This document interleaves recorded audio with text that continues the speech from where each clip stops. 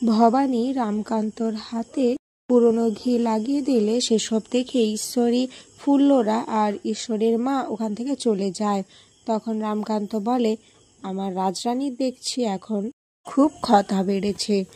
তখন ভবানী বলে, হ্যাঁ সে তো হবেই, তাই না? ন্যায্য কথা বলতে এই ভবানী কখনো ভয় পায় না, আর তাছাড়া আমি এখন আর নতুন বউও নেই, তাই উচিত কথা আমি শুনিয়ে দিয়েছি।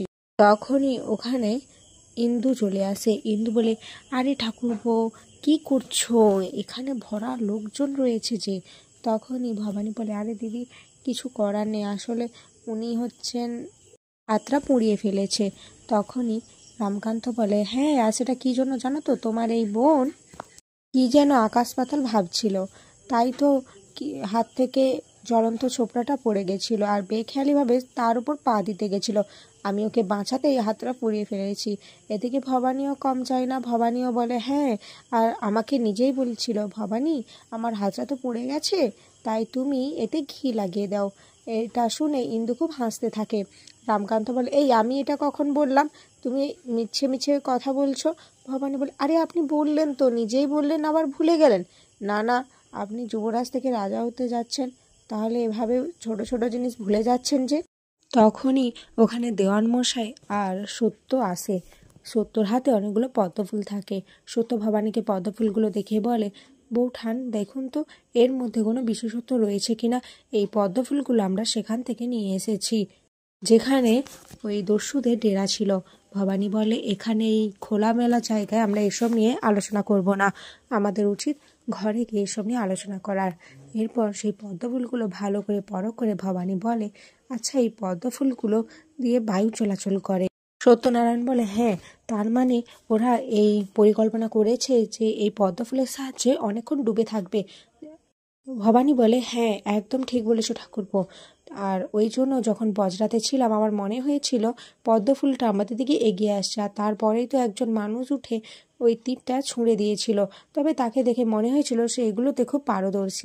এরপর ভবানী বলে, আমাদের এখনই নলহাটির ওই দস্যুদের ডেরায় বেরোতে হবে, কিন্তু কাউকে জানানো যাবে না, সমস্ত কাজ গোপনে করতে হবে। এর আগের বার দস্যুরা জানতে পেরে গেছিল, কিন্তু এবারে আর জানানো যাবে না। এরপর রামকান্ত তৈরি হয়ে নেয় নলহাটিতে সেই দস্যুদের ডেরায় যাওয়ার জন্য, কিন্তু ভবানী বলে সেও যাবে। তখন রামকান্ত বলে, ভবানী তুমি কি আমার উপর বিশ্বাস করো না? ভবানী বলে, না যুবরাজ সেটা নয়, আমি মাকে কথা দিয়েছিলাম আমার প্রাণ থাকতে আপনার কেউ কোনো ক্ষতি করতে পারবে না, আর তাছাড়া এখন আপনার ওপর গোপনে চারিদিক থেকে আঘাত আসতে পারে, আমার যে ভয় লাগে। রামকান্ত বুঝতে পারে যে ভবানীর সাথে সে বেশি কথায় পেরে উঠবে না, তাই ভবানীকে বলে তাড়াতাড়ি তৈরি হয়ে নিতে। ভবানীর পোশাক দেখে রামকান্ত বলে, যুদ্ধের বেশে ভবানীকে খুব সুন্দর মানিয়েছে। এদিকে ভবানী বুঝতে পারে যে রামকান্ত তার দিকেই তাকিয়ে আছে। মোহিত হয়ে ভবানী মনে মনে ভাবে, এভাবেই যদি আপনি চান আমাকে দেখতে, তাহলে আমি রোজ এভাবে সাজতে পারি যুবরাজ, কিন্তু আমার যে সে অধিকার নেই। এদিকে একজন সৈন্য দেখতে পেয়ে যায় ভবানী, রামকান্ত আর সৈন্যরা সবাই মিলে কোথাও একটা যাচ্ছে। এই খবরটা দেখতে পেয়ে সে ভাবে দেবীপ্রসাদকে খবরটা জানাতে হবে। এদিকে সেই সৈন্যটা এসে চন্দ্রশেখরকে সেই খবরটা দেয়। চন্দ্রশেখর সঙ্গে সঙ্গে দেবীপ্রসাদকে কাছে গিয়ে খবরটা দেয়, কিন্তু দেবীপ্রসাদ তখন নেশা করছিল, সে নিজের অবস্থায় ছিল না। এরপর চন্দ্রশেখর ভাবে যে সে কি করবে, আর তখনই ঈশ্বরী দরজার বাইরে থেকে শুনতে পাই দেবীপ্রসাদ বলছে চন্দ্রশেখরকে যে এভাবে আমরা রামকান্তকে মারতে পারবো না, এখন ওর হাতে অস্ত্র রয়েছে, এখন কি করব? যখন ও নিরস্ত্র ছিল তখনই ওকে মারতে পারলাম না। ঈশ্বরী এইসব কথা শুনে অবাক হয়েছে আর বলে, কি ওরা কান্ত দাদাকে মারার প্ল্যান করেছে, মেরে ফেলতে চাইছে? এদিকে ভবানীরা সবাই সেই দস্যুদের ডেরায় চলে যায়, কিন্তু সেখানে যে কাউকে দেখতে পায় না।